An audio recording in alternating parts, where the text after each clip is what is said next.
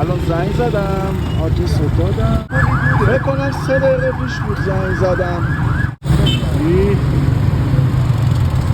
خونه کریم خان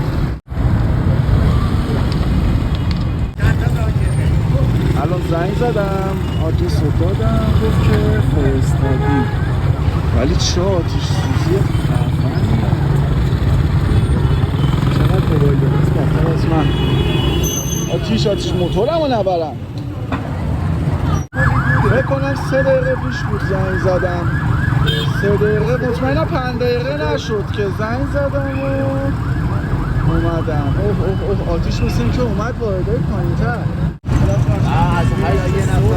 من و کارشناسان عزیز